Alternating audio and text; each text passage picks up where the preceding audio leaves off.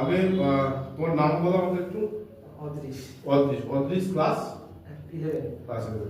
আচ্ছা, এই এই সেশনে যে মানে যারা বোর্ড এক্সাম দিচ্ছে ক্লাস 10 এর স্টুডেন্ট, তাদেরকে একটু তুমি বলো। আগে তুমি আমাকে বলো যে তোমার সিলেকশন টেস্টে মার্কস কত ছিল?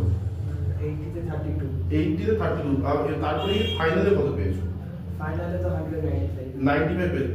তুমি একটু জাস্ট ওদের জানার জন্য, যারা এবছর যারা বোর্ড এক্সাম দিচ্ছে ক্লাস 10, ওদের জানার জন্য এই টাইমটাতে কি কি করলে ভালো হয়, মানে কি করবে ওরা?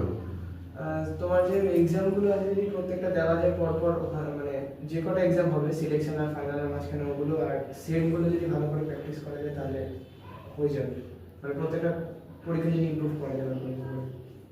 আমি এই কথাটাই তোমাদের তোমরা যারা বোর্ড এক্সাম দিচ্ছ তোমাদেরকেও বারবার, যারা ক্লাস 10 বোর্ড এক্সাম তাদেরকেও বারবার করে বলছি, যদি এক্সামগুলো যদি দাও, অদৃশকে যারা তোমরা চেনো, অদৃশ এখন ক্লাস 11 পড়ে, অদৃশেরও কিন্তু সিলেকশনে মার্কস ছিল কত? 32 ছিল আউট অফ 80 তে।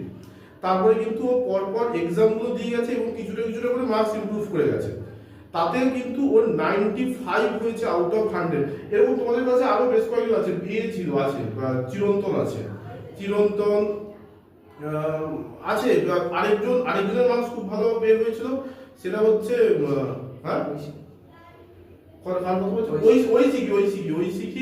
ঐশিকি 88 পেয়েছে আউট অফ 100। ওর মানে মার্কস খুব খারাপ জায়গায় ছিল, এবং মানে ওর তো মানে শুধু ক্লাস 10 বলে ওর মানে আমার কাছে অ্যাডমিশন নিয়েছিল 10-এ, তার আগে 9-এর মার্কস বা তার আগের যে মার্কস সেগুলো মানে খারাপ ছিল।